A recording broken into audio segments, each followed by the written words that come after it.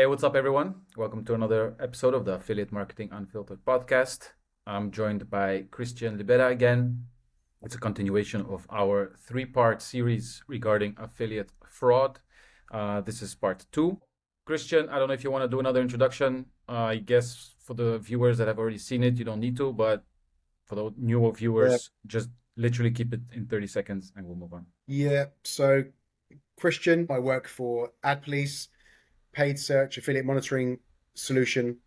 We're definitely up there in terms of like market leader. We service multiple networks, AWIN, Trade Doubler, among others, as well as leading brands globally. I would say I'm a salesperson, but actually that's not how I like to position myself. I'm more of a consultant. Um, and a lot of the actual work that we do here is not just selling somebody a solution, but it's actually understanding the brand's needs, brand's requirements, knowledge gaps, educational gaps with regards to things like fraud prevention, compliance strategy, workflow, Google policies, for example, because they're ever changing, and giving this information to the client so they're able to make a decision on how to best remediate infringements from both paid search and the affiliate channels. We're on pod two now, which, to be honest, like it's the first time I've done a pod in a while, and I really enjoyed the first one, mate. Just so you know, like it was a good laugh and also just very good to kind of bounce off each other. We have like a lot of similar interests in terms of like and maybe similar ideas about the industry, but we also have some conflicting stuff as well, and that's really really good because I think it just allows for really good healthy dialogue. And we put out a poll. Well, I put out a poll a few weeks ago. Thank you for everyone that voted. And yeah, a lot of the feedback that we got was about KPIs, vetting affiliates. These were kind of like the things that you wanted to hear about the most.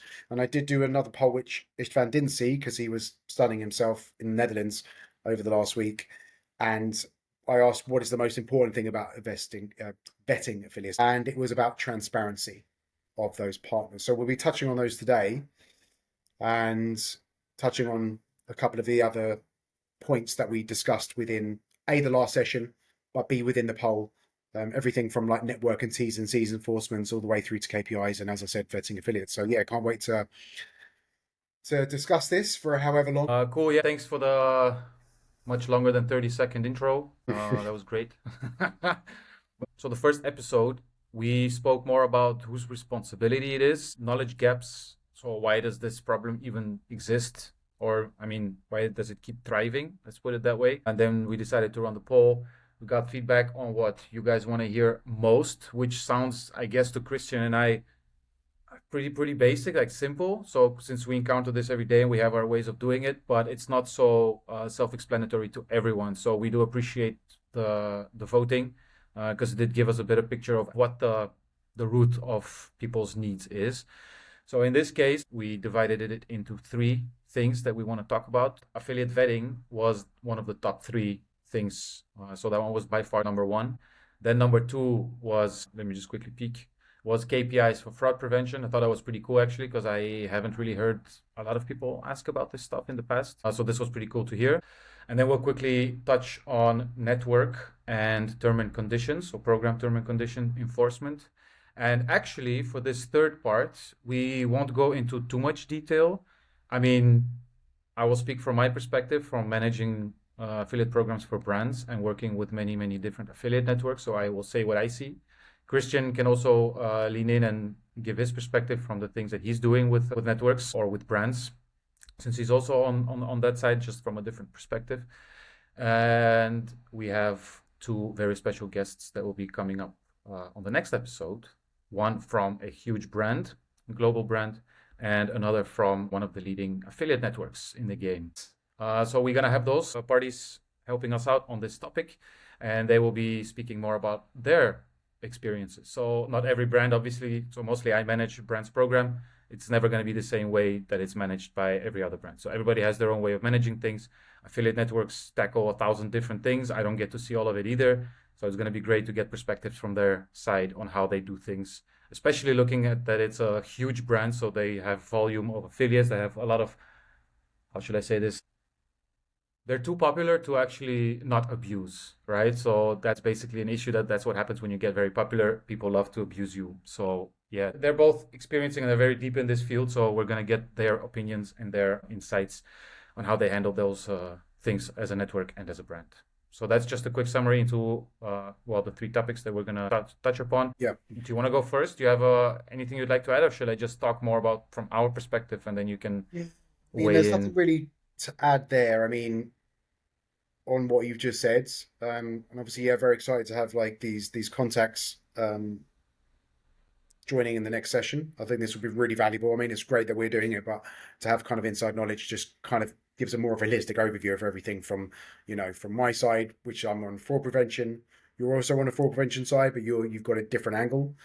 And then we've got people within the industry that are kind of, you know, deep in the topic from two different angles. But yeah, from the vetting affiliates effectively, yeah, I definitely lack knowledge in this area because all I see when I'm looking at a brand, I will do my outreach to brands via the Google Ad Transparency Center. So if anyone doesn't know what that is, and actually I've been in the industry for 6 years, the Google Ad Transparency Center, I don't know when Google launched this, but when you go and search for a brand online and you will see a paid ad, you'll see on the side of it, there'll be three dots.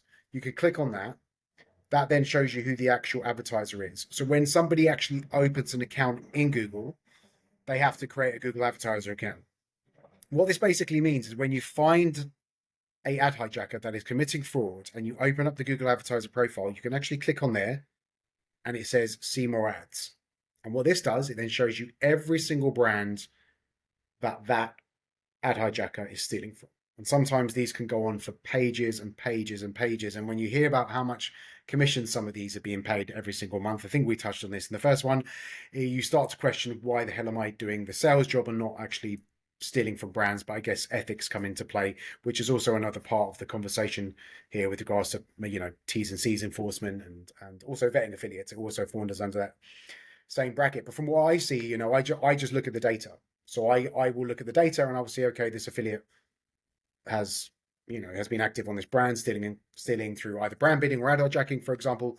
And for me, that kind of then falls under the latest poll, which is about transparency and having actually transparency over your affiliate partners and your affiliate program and just seeing what your affiliates are doing. So having that visual is really good because you can understand if your affiliate's driving incremental revenue and where they're placing their advertisements or even sometimes their SEO or organic ad placements, whether that's on social or on paid search. Obviously, we have a paid search tool, not social. That's not something we do. But yeah, so vetting affiliates, from my side, it's just simply just understanding what they're doing and how they're driving traffic and revenue for the brand. So that's all I see. But I know that there is a lot of things with regards to network applications. I've spoken to many brands over the years where their vetting process is not there. They're like, oh yeah, we just got a link on our website and they can just start. And I'm like, okay, but do you ask about their domain? Do you ask who they are? Do you have conversations with them? And like, some yes. I had a conversation with somebody last week, a big UK brand that has about 6 million monthly traffic on their website. So it's obviously a very high trafficking website. And they weren't aware that they had ad hijacking. And interestingly enough, he was about to have a phone call with an affiliate who was one of their top publishers, but they were fraudulently placing ads. Having conversations is great because it builds connection and rapport and trust. This, I think, is really fundamental when you're vetting affiliates, but ultimately that still might not negate the problem of fraud because maybe, these people aren't being so transparent. So, along with like getting domains, having conversations, and obviously looking at the data from getting a monitoring tool. Outside of that, my vetting affiliates understanding, that's as far as it goes. So it'd be interesting to kind of like understand like where you're coming from on this and what you see, and also like when we have the guests that come on in the next stage, what the networks and what the brands are doing directly with these as well. Okay, well, it's interesting that you actually said that you spoke to the brand that was gonna have a call with the top affiliate who turns out to be an ad hijacker. Yeah, I guess they don't have any ad fraud detection in place, No. right? Okay, that Yeah. makes a lot of sense. Anyway, with the way that you view, so the way that you find affiliates or you vet them or you check, so that through the transparency center, and then you check, see all their ads, and then you can actually find out how many brands they're doing this to. So there's this thing in certain, or actually in a lot of networks, there's a number that's placed on the affiliate's profile, which says connected to X amount of merchants. So you can see how many brands that they're working with. Okay. However, we cannot click on anything and we will not get to see who they actually work with. So you can only see, so 1,300 different brands that they're linked to or they have access to their tracking links. We don't know how many they're actually promoting. We don't know what they're doing with those. So there's no way that we can actually do this check like what you have with the Transparency Center. There's nothing really like that, at least not from what I've seen in the past couple of years. But for us, generally, it starts with the network application. So you literally just said there's network applications. So the affiliates, they sign up. Yes, there are brands. So, okay, just a point. Otherwise, I'm going to forget about this. So there's two types of links you can send them. One is a link, which is actually now, it's a new feature from that network. You can send that to the affiliates. They can sign up and they're automatically approved to the program. So this is going to be a problem, actually. So if you're going to use this link on your website, on your affiliate landing page, right, where you can sign up, that's going to be like you're opening the floodgates to fraud easily, because you're going to have all of a sudden all these accepted affiliates that you never vetted yourself. Yeah. So it all starts also with inviting people. Before I get to the network applications, actually the invitations. So there's a way to let people into the door without them having to, well, basically you're kind of letting them in yourself. Yeah. Without you don't have to vet security checks or nothing. So there's absolutely nothing. So this is one of those new. To interrupt, how often do you see that? Is that more common than not? It's a new feature, so I don't have any experience with how others are doing this, and I haven't really used that link myself either, because there's another form of link that you can use, which only lets them create the account, which is like the old school link that this network offers. And it's like a universal link. You just have to change the program ID in the link, and then you basically send the person to the sign-up funnel. So they create an account to the network, and then they automatically apply with the brand that you sent this link for, right? So that program ID. But it doesn't mean that they're accepted yet. So then they fall into the network applications section, right? So there's these two ways. I have a feeling, Chris, that with this new feature where, because they also say that in the network, they also say, don't share this link with anybody that you don't trust, so only with trusted partners. Okay. I have a feeling people might be, so you might see a spike in auto-approved invitations. So people are going to just grab that link, might not read the disclaimer, just pop that onto the website for all the new brands that launch. And there you go. There you have automatically approved affiliates onto your program without even knowing who's applying to your program, basically. So I have a feeling we might get a spike in that. So thanks to changes like that, I guess it's a good incentive. You kind of remove the friction, right, between application process, vetting, blah, blah, blah, all that for trusted affiliates. But what about everybody else that you haven't spoken to and stuff like that you don't know, that are not influencers, that could, ad hijackers, that could be anybody. Keep your eye out on that. Okay. Now, if we get to the network application part, there's different elements to this. So first of all, and this is like a common problem, which hasn't really been solved by some of the large networks. So actually the network that we're going to be talking to, with them, it's actually quite good, I have to say. So I remember checking this a few weeks ago, and I was talking to one of the team members, and I said, okay, watch out for false labeling of affiliates. So when they apply, don't judge the affiliate's profile based purely on the labeling. So if it says cashback platform, double check if it's a cashback platform. Content, double check if it's an actual content website, or if it's a coupon site disguised or labeled as coupon, right? Because they have their own power to label themselves when you create the account what you are as a website.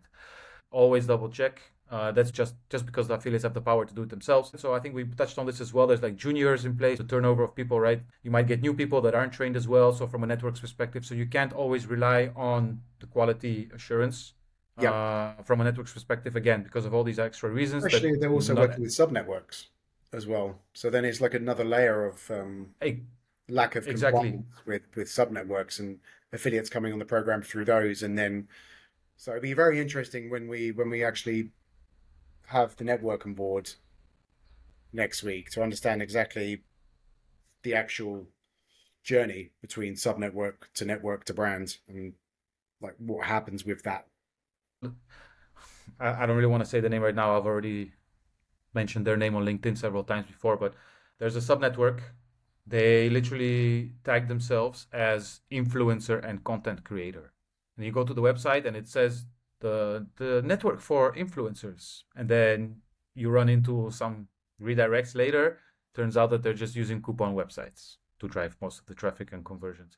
We've So seen that. I've had many conversations. They're like, "Oh, we don't run like to brands. Like, oh, we don't run like coupons. yeah, We don't have coupon 99% of the strategy. traffic is There's coupon sites advertising, and it's done through a sub network, for example, just to attain traffic and clicks.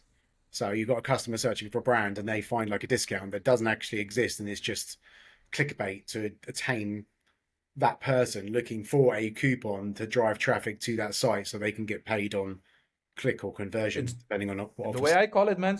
The way I call it is just literally pure last click hijacking. Yeah, So yeah, it's not even like ad hijacking where you imitate yeah. a brand.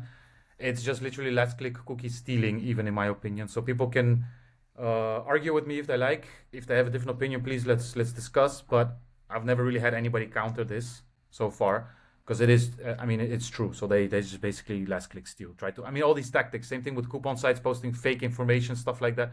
In my opinion, that all falls under soft fraud because they are misleading the whole last click attribution model. And they're also what you said, fake coupons, this and that. They leave content on even if you stop the collaboration just so they can keep getting that traffic so they can Okay. then redirect to others. So the whole thing is unethical in my opinion anyway. Let's not get into that. So going back to the network applications. So that's where it begins. You need to check, in my opinion, always double check the profile. So a recent example, an account applies. I literally go to the account and I see, like, for example, profile information missing. So there's like Yeah. absolutely nothing. What's the point and what are the odds that this person will actually reply? So they don't even have a URL mentioned. They have nothing. How did this even get through? I wonder sometimes. So Yeah. it has like either a broken website URL. I've actually also seen literally no URLs. How does that work? How do you even get through? 'Cause I've created accounts and you always need a URL. Like I just don't get it. Yeah. Um, so another one is I looked at the profile. Okay, cool, information's there. You have the name of the company, stuff like that. And then they had like 7 URLs that they put in there, which is cool. Like that's good. So that's a good thing. Once they start listing their URLs, you at least know what their domains are. Yeah. Yeah, so those are the legit ones.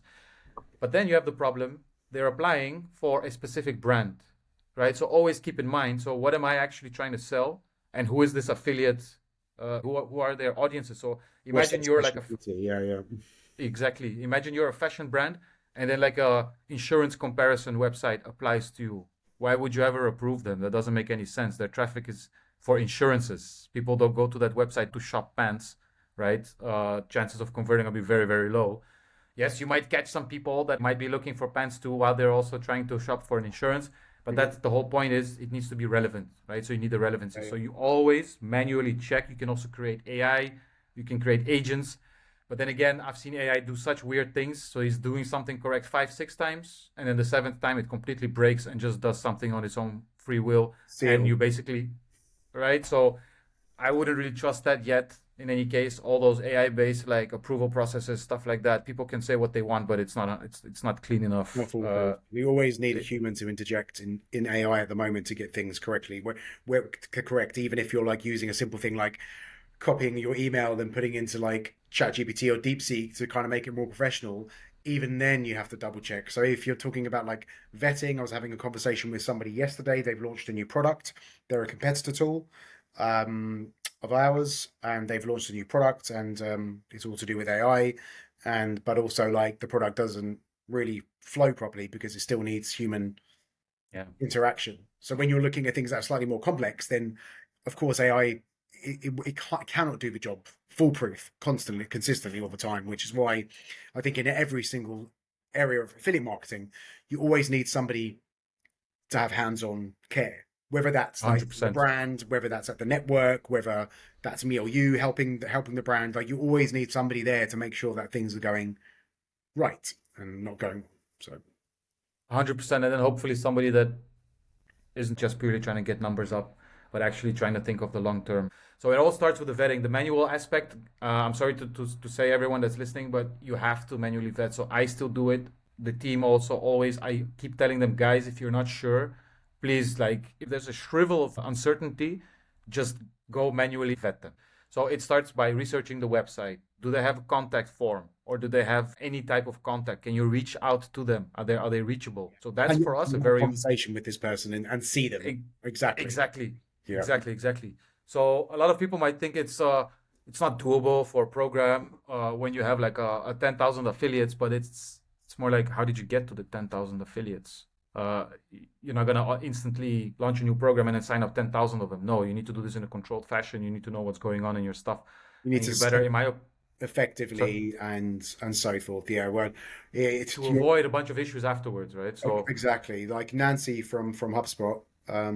We were on a panel in October, yeah, and she was talking about scaling effectively and what that looks like. So, and she is like this is like the biggest thing for her, is because a lot of affiliate programs, it's just like, let's try and make as much money as possible, get as many affiliates in the door, and then deal with the afterwards, and then sometimes you're left with like a too much waste or too much, shall I say. And and the girl, I was on a call just before we started recording this podcast, from a about to be new client, and she's just like, we were having a conversation about, go slightly off topic, but how is she communicating the fact that once we help with this fraud, that there's going to be a huge drop off in affiliate revenue, and obviously it will just be incremental revenue that'll be coming in from the affiliate channel, and that will obviously support the paid search growth and reduction of CPCs and costs and overall revenue growth for the brands. And I was like, how are you addressing this with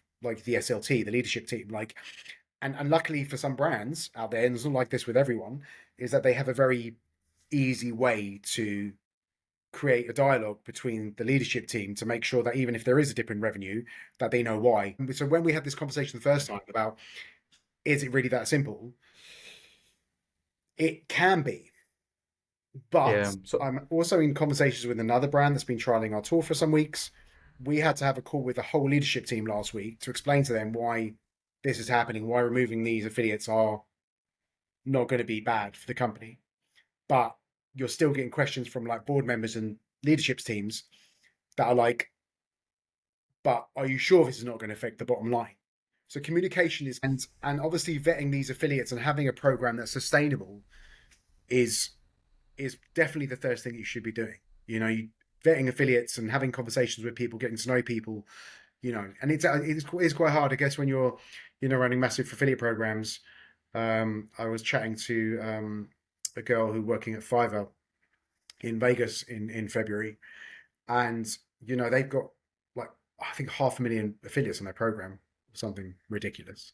Like, I just could staggering, and how and it's yeah, but most yeah, of them are low quality, man. I've potentially, actually seen stuff from there, yeah. yeah. Yeah, so basically it all comes down to the human element of just use your common sense, check out the website, check out contact information, and then more importantly, so not just, so also go check stuff like SimilarWeb or other tools that you're using. Just double check if the data kind of corresponds with the look and feel of the website, right? So if you see a content website, you check out, let's just use SimilarWeb as an example.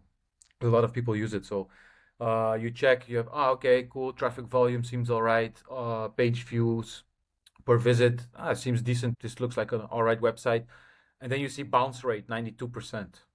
I don't have high confidence that this is gonna do much basically for us. So they're ranking in crap quality traffic. I don't really want that traffic, right? So in my opinion, if you have a website around, let's say, maximum 60% bounce rate, that's worth looking into. The lower, obviously, the better. But if it's above 65%, I'm personally already hesitant to doing this, because in my opinion, that just means that growth of your traffic is not going to be like qualitative, because they're bouncing right away when they land. So I don't know what you're doing, but I don't really want to be associated for the brand.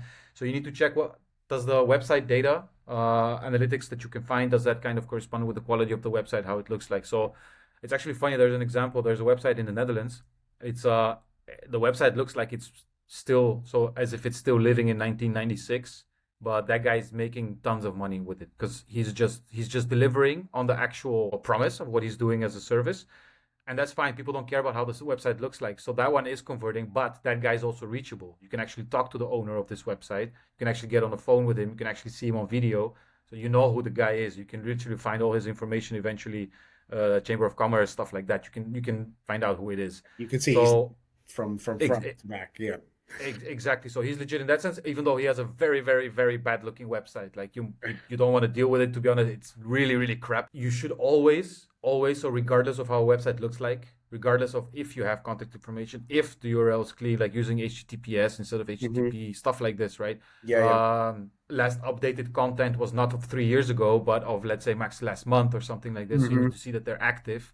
Yeah. All these factors combined, you still need to find a way to reach this affiliate, in my opinion. The programs where I'm managing the affiliate program, I actually spoke to every single affiliate that's running the program. So that's promoting the program. It's not that hard to do, guys. And believe me, so I think the thing that I posted today about, I literally know every single affiliate running in the program. We went to 7 million revenue from 1.2, right? Cleaned up all the crap in the beginning and then started to slowly build out things. And you don't need explosive growth. In my opinion, I always say you better have sustainable, constant growth. And the way that you can achieve that is by applying this. So always vet your affiliates, always manually check them out, and get in touch with them. Clearly explain to them the rules of engagement upfront. So always tell them what you expect. And this is, again, something that I'm doing myself. On a larger scale, though, Istvan, when you're talking about dealing with... So you say you know every single affiliate on that program. But what if we're obviously going to be speaking to a quite big brand in the next, I mean, they're huge and they will be able to give us more insights on this. But how would then that work when you're a massive brand with maybe thousands of affiliates? Then to have that personal connection with every single one, how do you manage the time? Because obviously this is not just the core. Yeah, but you don't need to speak to them. They have to do other things with the affiliate channel to make sure it's driving revenue. You're not just there. So with time, how does that look like?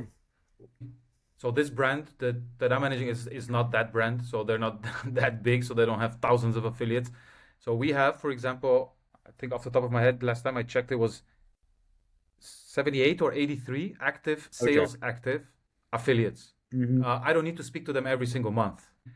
So let alone daily, right? Don't need to speak to them weekly. Don't even need to speak to them monthly. And sometimes all we need is, so I'll post about it again, is the affiliate just sending a message real quick, or me sending a message to the affiliate. Hey, can you please change this? Hey, can you do that? Hey, how are the results going? I've noticed a drop in this and this. Can you tell me more about what you see on your end? Just quick check-in per email. You don't need to respond instantly. You don't expect them to respond instantly either. Just let it flow. And you don't need to have half an hour conversations with them every single week, every single month, because things are running anyway.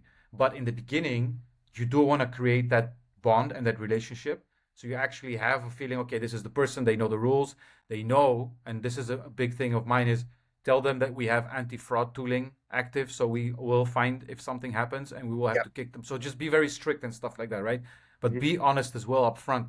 After that, you can just kind of let it run its course. You really don't need to talk to them, not even quarterly, man, in my opinion. If you have 1,000 affiliates, I'm pretty sure, or thousands, I'm pretty sure that they're not doing it by themselves. So one man show. I'm pretty sure they have a team of people doing this. So if you apply that same logic, then you can speak to every single affiliate in the course of 3 months. Even if it's just like 2 lines of message per email, you can have that contact. And then it depends on yourself how bad you really want to optimize things. So, for example, for one of the recent brands that we launched, we launched in December, I check every couple of weeks. So these are like some of our PPC buyers. Every couple of weeks, I just quickly check on the progress of the data. And then I literally just have a quick half an hour call with them. But yeah, again, that's not thousands of affiliates, but you can spread this out, right? You can plan this, you can spread this out. Yeah, exactly. And you will be able to. That you're using, you've got a fail safe there just in case somebody that you onboarded who you trust then after 2 months decides to change their tactic and maybe do something untoward to make more money. You've got like a backup there to know that. So this is a perfect actually introduction into the second topic that we wanted to touch upon today. So other than that manual vetting, so people, just summarize, it's manual vetting that does the Yeah. trick. So Not long forget about story short, the last 20 minutes that we've been talking, just literally just make sure you have a conversation with your affiliate partner. that's That's what it. it comes down to. Yeah.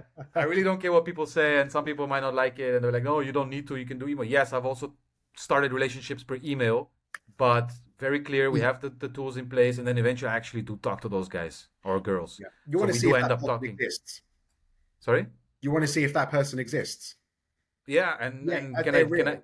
You know, they're and not what's an the AI. vibe that I Yeah. and what's the vibe that I get from the person Yeah, as well? exactly. Exactly. Yeah. You kind of know. And yeah, that does lead on to like the KPIs, I guess. Is that what you were gonna Exactly. switch over So to? that's when it goes to the KPIs. So imagine now you've vetted somebody, you checked the website, everything's fine, everything works. You got contact with this person, you agreed on which visuals they're gonna use, how they're gonna promote, blah blah blah blah blah. Everything you've set everything up. The rules are clear.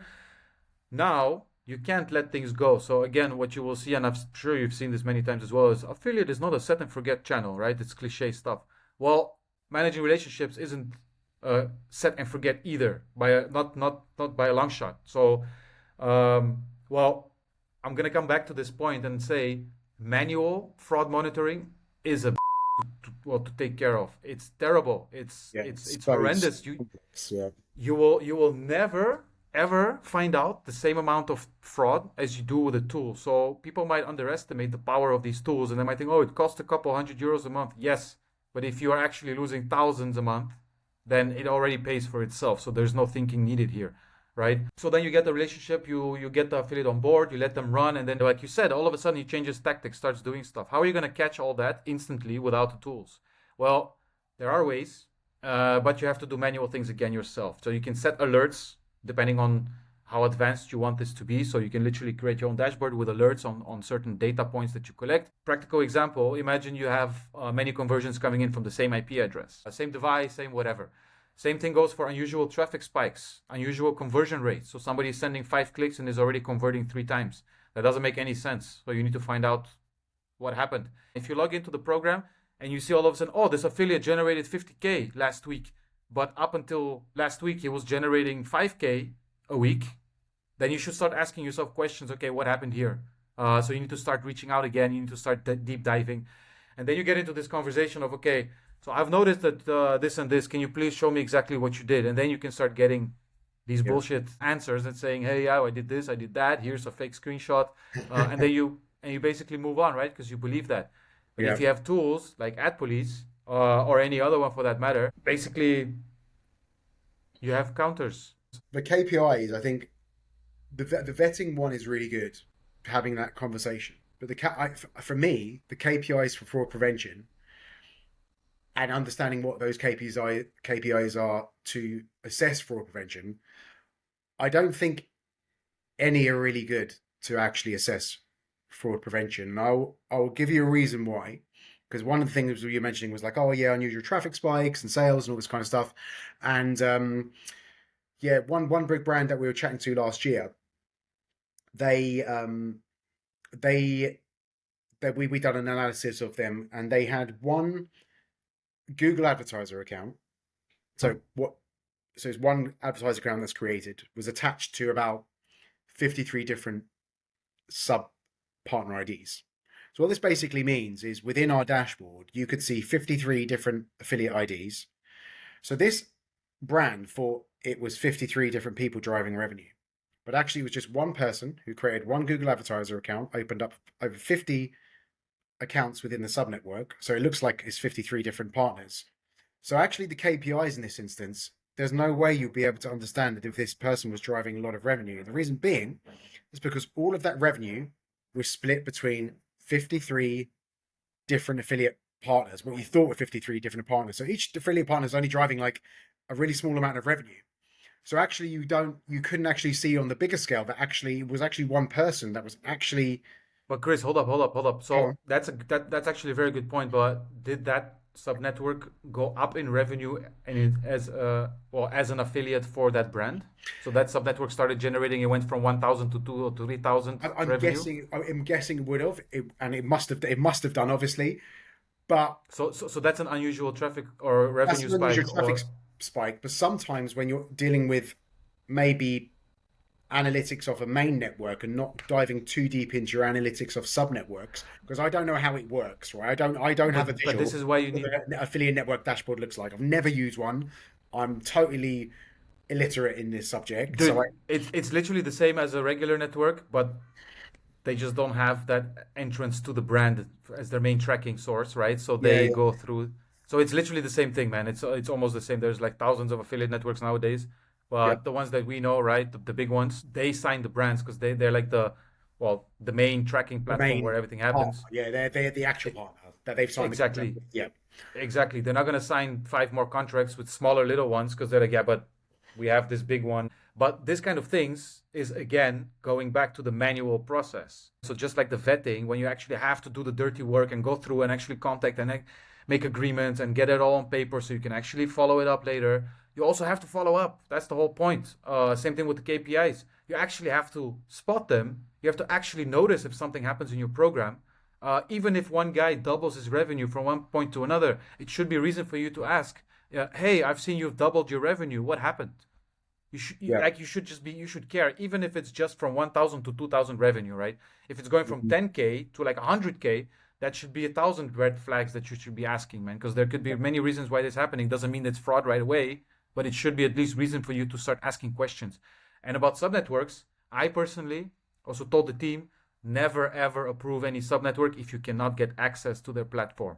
So if yeah. you don't Or get any login, actors or who they are exactly. Yeah, because I don't trust words, I don't trust referral URLs, I don't trust sub IDs, I don't trust any of that because it's easily fakeable. You can literally manually just fake it, yeah. and you can do that en masse too. Just create rules so that it automatically inserts just a bunch of random stuff. It's just too much hassle, man. So again, going back to the manual process, like you need to actually check this stuff. You need to Even if you're spot checking these. in like once a week, that's it. Exactly. Just to make for 10 minutes, like that's it. So You don't even need to check in like once a week, but if you see some kind of anomaly that's not your usual stuff, so super high average order values all of a sudden, or somebody's doing a lot more revenue than they used to be. So this subnetwork example of yours, it's like you can also check, for example, that subnetwork. Did their click to conversion times change? Did they change the amount of referral URLs that they're sending through? Stuff like that, man. And again, if you're a bit more advanced, you can set up alerts in your own dashboarding that will tell you these things like, hey, this subnetwork now started sending five more referral URLs, stuff like that. Like you can actually set this stuff up. But these KPIs, in my opinion, they do work. It's just that in your case, so you're right, but also not really because you can spot it, but you have to spot and then actually reach out and try to solve it. But yeah, the problem is finding all these, so the actual fraud itself, finding that and having evidence of it, yeah, good luck doing that manually. Like it's gonna eat up so much of your time, and you're only gonna find one affiliate that's doing this basically. Even yeah, even if you find this guy manually in the scenario of yours, you still have maybe 10 other sub networks that you need to go through, right, with the same process. It's yeah. horrendous. It's gonna eat so much of your time that these couple of €100, even for like a tool, it's already paying for itself just by finding, because you guys literally find screenshots. You have from ad to redirects to landing page. You have the whole link You have structure and everything. everything. Like even within our platform, and I don't want to be talking too much about our platform because it's not a sales pitch. But for example, we had a client recently ask for a subnetwork report. So we collated all of the subnetwork finds into one holistic and readable subnetwork report so they could send that to the subnetwork to take multiple publishers down within the subnetwork within one go. And so that kind of leans onto what you're saying with regards to just, making sure you're collecting all of this information, and obviously doing it manually becomes impossible because you're only finding maybe one variation of that ad with one sub ID, but there could be like hundreds running, and you only then like take a fraction of that cake and eat it, where you could have the whole thing in And at the effect. same time, you remove that one, and he's gonna create another one and just run the Yeah, whole or thing again, two. right? So It's like one of those things. So yeah. So in terms of like the key KPIs, I mean, I would say this is quite boring. Check for unusual traffic spikes, conversions. I think this is, but is this the main KPI that you're going to take away? Is like that the key one? We have like the vetting is how like make sure you just speak to someone and connect. Is like the KPI that you would say to everyone. Is that like check for well, unusual traffic spikes, or like is there something more to that? But that's just something that you can put hard numbers on, right? So that's a quantitative KPI. Sales from same IP addresses, unusual traffic spikes, very, very high conversion rates, very, very high average order values, very short click to conversion times, etc. Things like this. Mhm. Those are more quantitative, I would say, KPIs. Then you have qualitative KPIs, is, for example, things like, well, is an affiliate responsive? Are they willing to jump on a call? So that's a KPI of preventing. So how many affiliates from the ones that applied jumped on a call, right? So then that's, I would say, it's more of a qualitative one, but that's, I don't know. That's, I don't really use that as a KPI, but you could look at it from that perspective. Yeah, I would say contact is the biggest one, because, and the provision of data. So transparency. So in terms of what kind of data they're willing to provide. So for example, quick one, spotted brand bidding, send it over. They were hesitant of sending performance data at first, and I said, guys, but I need the actual report from Google Ads so I can verify the data. And then they sent it over, because I also said, but we need this transparency, because I'm not here to punish you. We have to turn it off, but I'm trying to look for a way how we can actually make this work for everyone. So Yeah. it's about being positive, so being strict but positive. And then eventually they send it over, right? So to Yeah. me, transparency is another KPI that you can use. Although it Also, the already starts with the biggest request on people was what's the most important thing is transparency for people. I think transparency also goes both ways, because if you're yeah, transparent with the affiliate that if you up and if you do something untoward, you are off the program. Like, because I think there are people out there in every walk of life. If you move affiliate marketing away from everything, even if you're in a relationship and even with friends, that some people, even if they're not bad, they will always try and maybe take a little bit of advantage somewhere. So to have that transparency with your affiliate partners, that if we find you brand bidding, we're going to remove you, or we're going to warn you, or we're going to pause your commissions if you do something untoward. If you're ad hijacking, we'll obviously remove you. But having that transparency with your partners also will then maybe help you get the right affiliates on board and also keep them in line as well. And it's not about being at school here and making sure that do not do anything wrong, but to have this clear kind of like roadmap of like, okay, if you do something wrong, you know what's going to happen. It just allows that person to know when they're coming onto your program what the actual rules are and where they need to go. yeah, agreed. Yeah. And if something happens, like if a website goes down, or if you missed like tracking for a couple of days, just send them a message and be like, hey guys, you might have noticed, but we missed 5 days worth of tracking. Here's the compensation for you, the clicks that you've been sending based on your previous results of the last, well, 6 months. Yeah. So you have to be also, yes, agreed. So you have to be legit and transparent from a brand's perspective too, if you want to actually have them be transparent. But in all honesty, like in the last, let's just take the last 12 months, everybody that was transparent also was willing to get on a call, which is kind of funny. So again, a lot of people will be against this, the calls, too time consuming, stuff like that. But I can easily tell the client or put my hand into the fire or whatever and say, I know that we have legit stuff going on in the program, because I know Yeah. exactly who is actually behind it. So yeah, the KPIs, transparency, 100%. But that's more like from a qualitative perspective, and then from a quantitative perspective, that's all those technical metrics, basically your performance metrics is what you look Yeah. at, that you can spot things. So you might not prevent it. So for fraud prevention, Mhm. if you don't do the vetting part correctly first, you're already not going to prevent it.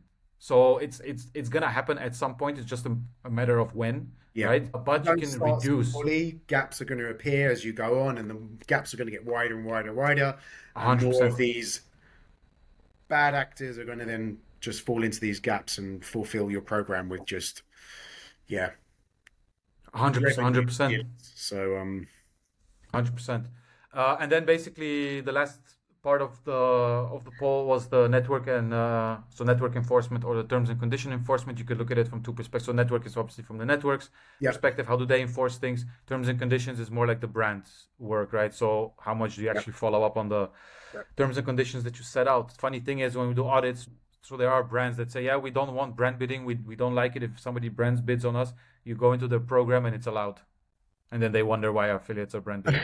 Like I've seen this many, many times. I'm pretty sure you've seen this kind of stuff yeah, I've too. seen it as well. Um, so in all honesty, this is more of a topic that we're going to be discussing. So I don't think we're going to get into that right now too much. Or I will say my opinion, but we will find out a bit more. So I'm going to be asking some questions as well. And Chris, you're going to be asking some questions to the brand and to the network in the next one. and then we just want to hear their take on how they actually fight things. So I know that the network that's going to be coming on, they already try to, for example, fight that sub-network issue thing, right? If they're not transparent, if they're not honest, they actually have a system in place, so it's quite fresh, but they're at least trying to fight it. I haven't really heard about such an initiative from other networks, unfortunately, so far. Obviously, because of conflict of interest, right? So a network, if a brand, again, we're going back to that previous session we had, is if a brand doesn't ask or doesn't say anything, can you really blame the network for not bringing up the subject? Because at the end of the day, it's about just generating revenue and money, right? People need to eat. You need to pay your team. You need to pay for tools, for software, what's it called, servers, etc., etc. So you have business expenses, and you just want to make money as a network. Yeah. If a brand doesn't ask you anything, why would you care? It's the same thing like a brand not paying attention to the program terms and conditions. Why would I care as an affiliate if I can get away with it and make money? Nobody cares If as a that brand. person's not caring, why are you?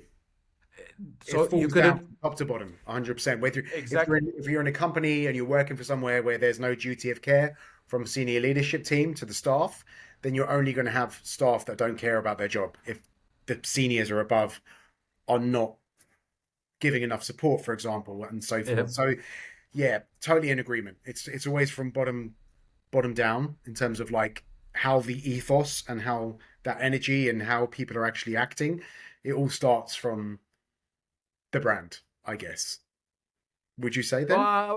Again, so I'm not going to say yes to that. We had this confliction last week, right, where we on episode 1 and we were battling where does the responsibility lie, and I've just like I still think it's 50-50. Come back onto that one again now. Yeah. You try to actually catch me on that one, but no, I still don't agree 100% to that because I mean it just depends on how you look at it. Also from an ethics perspective, do you show understanding for this conflict of interest? Then yes, 100% it's the brand. Yeah. But if you say, guys, you are like the expert in this or supposed to be, you are presenting, again, what I said last time, you're presenting yourself as the platform that's going to take care of everything, then it's your responsibility to actually ask the brands how much do they know and what do you need to help them with to actually, well, increase the knowledge. So there, the split, in my opinion. So if you look at it from an ethics perspective, I think it's definitely also part of the network's role. But then you have the diminishing revenue. So that's a problem, right? So I can understand, but I also don't understand. It's like I don't agree with it completely. They do have certain things in place. So some networks, they do have, I mean, again, so going into like soft cookies or stand downs, right? So you try to prevent these last click stealers when there's already affiliates in the journey. When you find suspicious transactions, like for example, we have more conversions coming in from the exact same IP address. I use that because that happens enough. They cancel those conversions already before the brand actually even realizes it's happening. But honestly, most of the fraudulent things we find, so other than, again, these technical things, we still find things faster than the networks do. So the brand, and we enforce. So that's another part, is doing all of the vetting beforehand, all the KPIs, so you know what to look for, right? You even have the qualitative ones where the transparency and things like that. Yeah. But what's the whole point if you then never follow up on the terms and conditions as a brand? Yeah. Like if you don't actually reach out to people, if you don't actually punish them, if you don't actually, well, if there are no consequences to the actions, then there's absolutely no point for all of this discussion, and all the stuff you've done up to that point really doesn't make any sense at all. Then you might as well not vet anybody. Yeah. To be honest. Yeah. So in the panel that I had in October, I mentioned this already, and I've mentioned Nancy's name at HubSpot a couple of times in today's session, but she was like, before she started HubSpot, I've forgotten where she worked before, but she was like, the first thing she did when she got into the company was she basically outlined terms and conditions, like she literally created a one-pager and then sent that out to all the affiliate partners to make sure that they understand where they stand and what they're not going to put up with. And that's, I would even ask for a reply and a confirmation, man, just to make sure that you know which ones are actually active and stuff, right? Yeah, exactly. That's what we do as well. Every single program we start up. Also, even when we take over a program, we restructure the terms because we notice a lot of either missing things or it's actually not healthy for the brand, and affiliates could take advantage of. And then there are things that it seems like the brand might be taking advantage of certain things. So we always find that, I guess, golden middle line to try and make everybody a winner in this situation. And then we re-upload, everybody gets a notification about this. Cool, we can move forward. but we have to enforce. Like that's the whole point. So manual vetting, manual checks, automated checks. So like what with ad police, right? You have that extra data for backup. Like that case that I said is the guy said we don't have these affiliates, and I'm like, hey, but here's the screenshot. Like I can clearly see in the redirect your first of all your account name and the final URL, and here's the redirects of the coupon sites that we don't allow in the program. So then they were very quick to say, oh, okay, yeah, no, we've taken measures, blah blah blah. But how would you handle that if you didn't have that screenshot? You would have to believe them, right? You'd have to. How would you even have found them if you didn't have these screenshots of Yeah, this all the violation? data points and every single ad variation and all this, the legal documentation.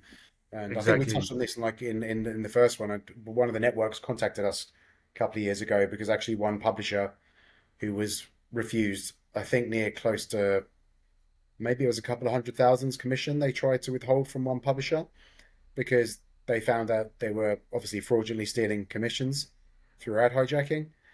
And this publisher basically was like trying to deny any wrongdoing. So the network had to like ask us to compile a back history of the last 12 months of all activity over all brands into one consolidated report. And then obviously sent that because they actually were taking this particular network to court, or they wanted to.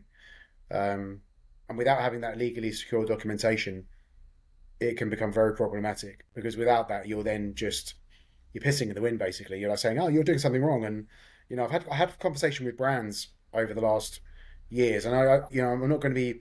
I'm never one for down talking to other tools because all tools serve really well. Some have really good um, aspects of the tool. Some maybe have better aspects of the tool than others. But ultimately, there was one tool that was not giving the correct data to the brand. So they were like contacting affiliates, and actually it wasn't them that was doing anything wrong, and because the data collection was Oh incorrect. wow, okay, I haven't had that yet. So No, you haven't. I've spoken to a few that have moved to us in the last couple of years due to bad data quality captured from um somebody else. from Yeah. from from one of the other providers. So just to make sure, like when you are looking at data, that we've spoken about vetting affiliates effectively and TNCs enforcements and KPIs and all that kind of stuff.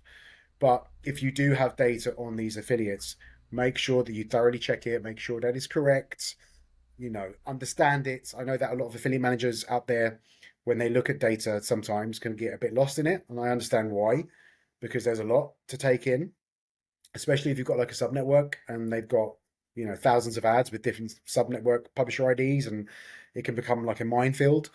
And to understand which ones are right and which ones are wrong, if the data collection isn't great, then you're going to have problems. So make sure that when you are looking at your data points, that you are understanding it correctly. And if you're not, then obviously, if like for us, we always say these to our clients: is make sure if you have questions, you can just reach out to us to clarify points. And we've assisted so many brands. I had a contract signed last month with a massive US learning brand, and we had to actually help them compose an email to the sub network because they weren't exactly sure how to approach it, because obviously we've got experience in managing and helping brands, and obviously learning from brands as well. Working in from my side, we're able to actually assist brands with these particular use cases and how to actually dialogue with the sub network, because the sub network, like and publishers out there, will when they're going to lose 20,000 or 50,000 or 100,000, quite often they're going to try to do everything they can to make sure they get that money. And so Yep. they're lying in the first place and doing things untoward. So they will try and do everything to negate that. So I've already said this once, but just make sure that the data that you are receiving and sharing with these publishers is correct, and be thorough with that. So it's also spending time on that and to understand it properly, if that makes sense. Yeah, yeah. So you can also ask it more in a nicer way as well. Hey, we found this. Could you please just explain what we're seeing here, right? So you let them basically kind of dig their own hole, actually. So I know Yeah. it sounds a bit savage, but that's what we did with that same affiliate. I was pretty nice. I even posted about it. Like, just be nice about it, man. There's no point if you're gonna be negative right away, or hard. They can deny things, and you get into this tug war, and it's like, okay, so this is actually just never gonna lead to anything positive. So you start off nice and just kind of more like a like a new detective, right? He's just trying to learn the ropes and just asking stupid questions, just being very positive about it and trying to learn from or get their opinion on what am I looking at actually. Yeah, yeah, Then yeah. they basically tell their What is this? story. What is this ad Exactly. hijacking case? Can you Yeah, explain yeah, to yeah. me what What, this is? Yeah. why am I seeing this redirect? Like I don't understand what's going on here. You give them a piece of the information first just to see how they answer, and then you provide more screenshots and say, hey, but I found your account in the final URL, so this is going through you, and we know that you're a subnetwork. How can that be? Yeah, and basically then it's like it's done. Yeah. But yeah, you need this proof. So I will hear more about this in the next session about how they actually handle certain things, because I also don't have a view on everything. I can only speak from the brands that I manage and that I see, or Yeah, things yeah. that the friends that I have in the industry that manage that talk about their experiences, but doesn't mean that that's the golden rule for everything out there. So they're going to give a different perspective and a better view on how what they see and how they handle certain things. But Yeah. as a brand, basically, you cannot enforce your terms and conditions. You can't actually tell affiliates what they're doing right or wrong if you haven't done the right thing from the start. So you by having the correct terms, first of all, like what Nancy did, right? So you need to have the correct terms in the first place. Then you need to have your manual vetting process. Forget Yeah. about automating Those this in dialogue, all those honesty. conversations. Yeah. That trust Exactly. building, all that kind of stuff.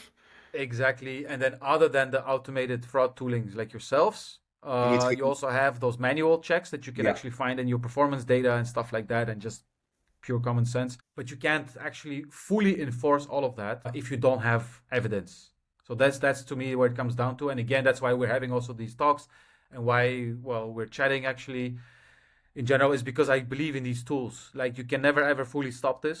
And we need this in the industry. We need more activity on this. So we need more people to actually use this stuff. Because just looking at traffic spike anomalies, you can't find those 52 redirects and accounts Yeah. through the subnetworks. Like Or, you're not gonna find it or because the network's not gonna be 5,000, transparent. depending on how many redux there are. Exactly. Exactly. To find So that. you need a combination of both.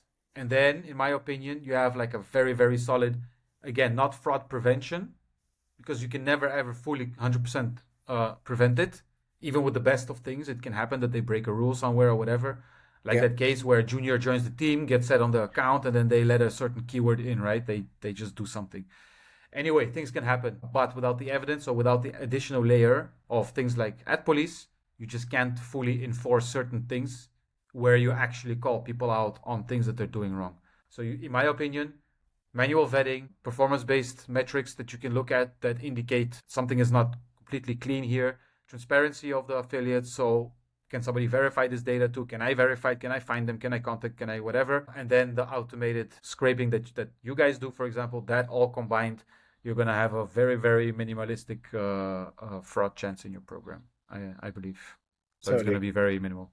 There's the four key factors basically that you just mentioned, the key to kind of maintaining a good program and also growing it effectively in not a Yep. rush. Yeah. And yeah, I think there's a lot more to it as well. Like there are these four main things, and that's like really base level.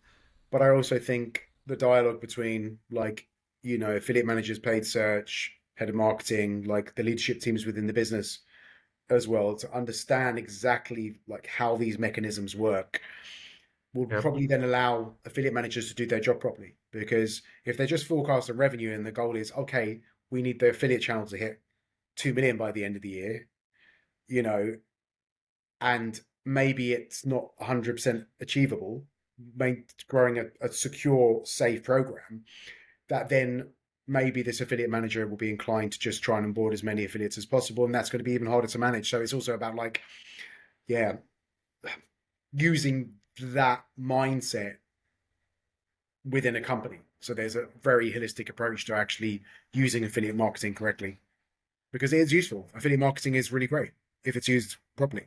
Correctly. There's lots of really, really good affiliates out there, and it's the minority that are doing the bad. But yeah, Yeah, I think it would be great to hear from a large leading brand like the one that will be coming on, how they deal with this stuff. Obviously, it's not like the perfect example in the sense that they're not the ones that are not doing anything about it, right? So they are actually doing something about it.